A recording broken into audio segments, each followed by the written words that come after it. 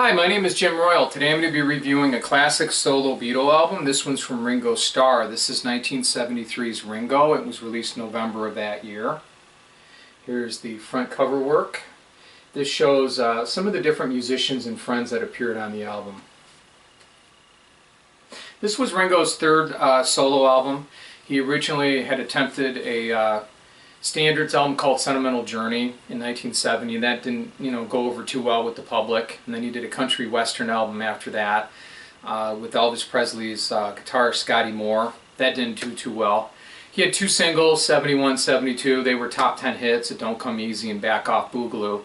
But finally he says, I wanted to do a rock album. And the thing about Ringo is he always has a lot of friends, and many of his friends helped him on this album.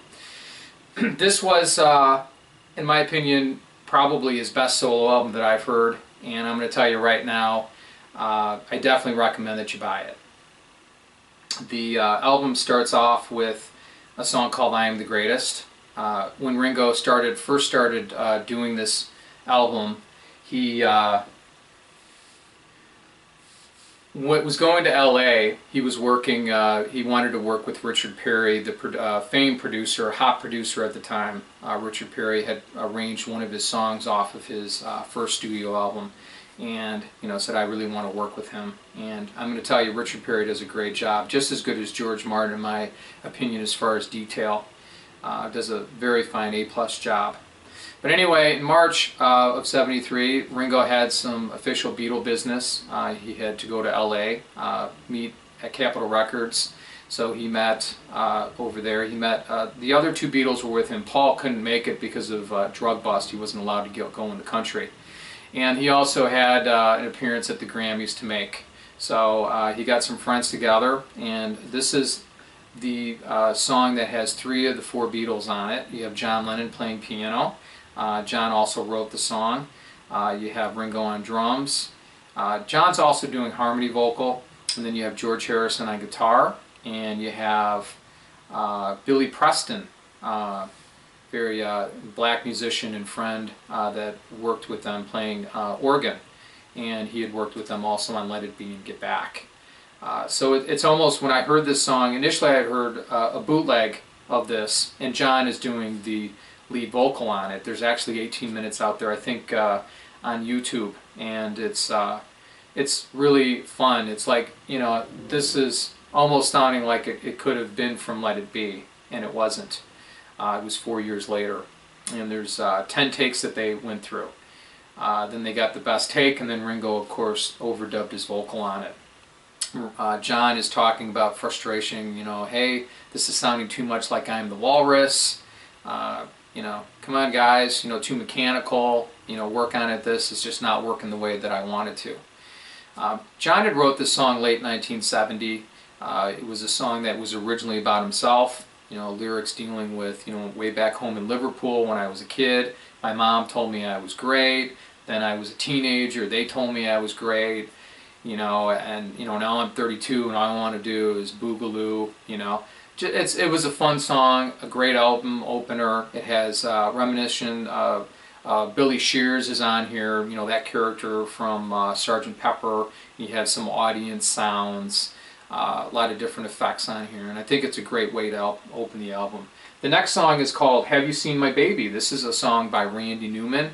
Now Randy doesn't play on here, but it is, you can tell it was a song by a sophisticated writer dealing with silly subject matter, let's put it that way. A husband, Ringo, is asking, hey, have you seen my baby?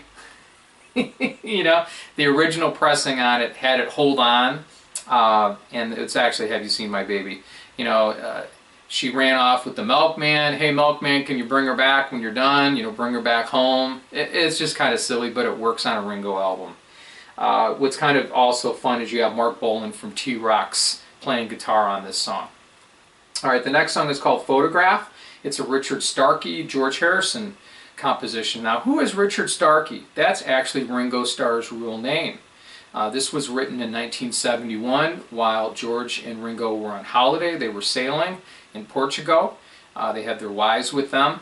and they decided to get some work done too. So they wrote this song. They tried it in 1972 to record it for Ringo during the Living in the Material World George Harrison sessions.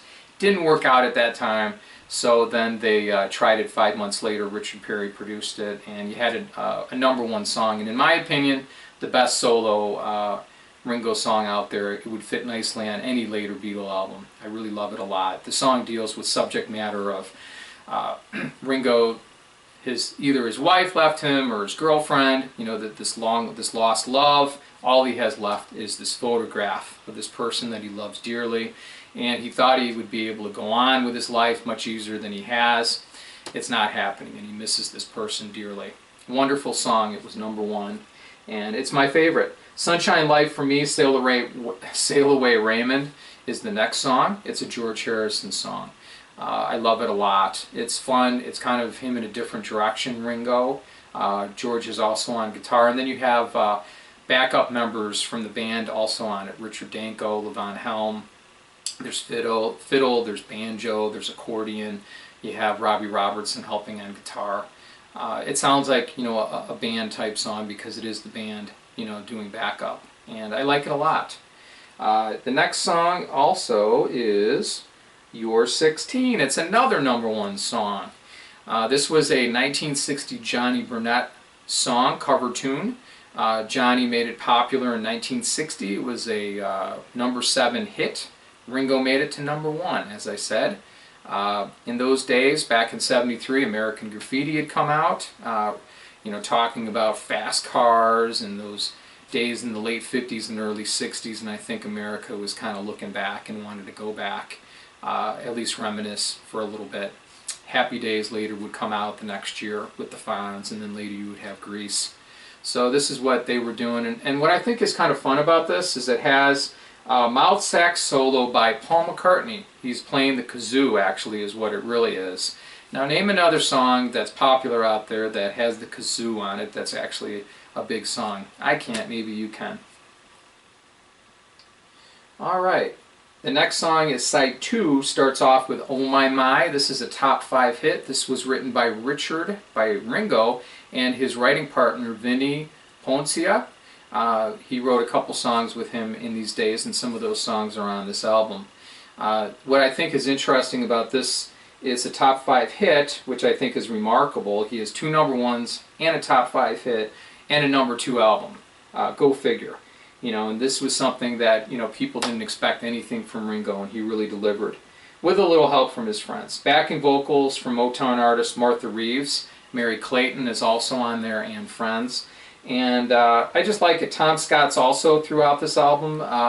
Jazz arranger. He was from LA Express, a jazz ensemble, and he was also known for writing famous 70s and 80s TV themes.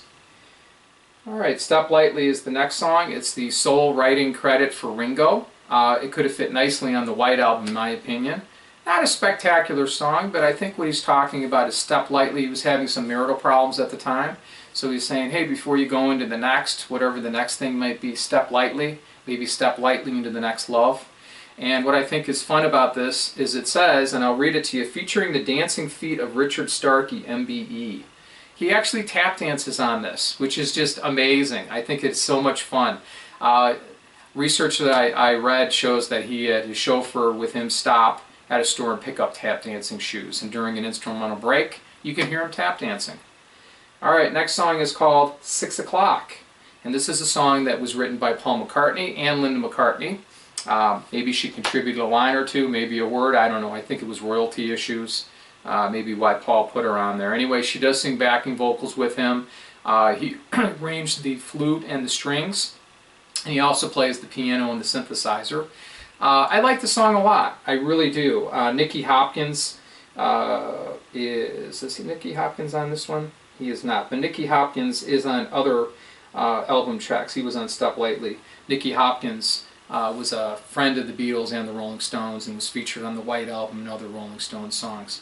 But anyway, 6 O'Clock is a fun song, very much like the B-side from Paul McCartney's Sea Moon, written, you know, at that time. It works. I think it talks about it's 6 o'clock in the morning. I think the character Ringo that is playing, he was probably out all night drinking, and you know, his wife's wondering where he was, and he feels guilty about it. You know, either he cheated on her or he just drank all night with his buddies.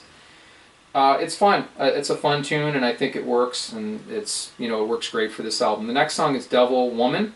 This was written by Ringo and his writing partner Vinny. It's kind of a weaker song. It deals with, you know, this unapproachable woman, you know, out of Ringo's league, and he says the only way that I can ever get her, there she is coming down the street, only way I can get her is get her in bed, and then she'll be mine. And then the last song is called You and Me Babe. This is a song written by Mel Evans, Beatle bodyguard and friend. Hung out with them during the Lost Weekend, you know, John Lennon and Ringo Starr in LA in the early 70s. And had a song and asked George to help him finish it. He did. Ringo decided to put it on this album. And at the end, there's some writing credits on there, which I think is a lot of fun. He's thanking everybody. You know, hey, thanks, you know, Nicky for playing piano, and thanks John Lennon and Paul McCartney and yours truly, and he thanks the American public too. From a scale from 1 out of 10, 10 being the best, I'd have to give this a 7. Also, this album was delayed by a little bit because of all the cool artwork. And in closing, I'm going to show you, there's some sketches here by Klaus Foreman, and Klaus was their old Beatle friend, and he also did the covers for Revolver and the 3 anthologies. And I'll show you one picture right here. Okay, and then here's Ringo on his album. Thank you very much for watching my video. You have a good day. Take care. Bye.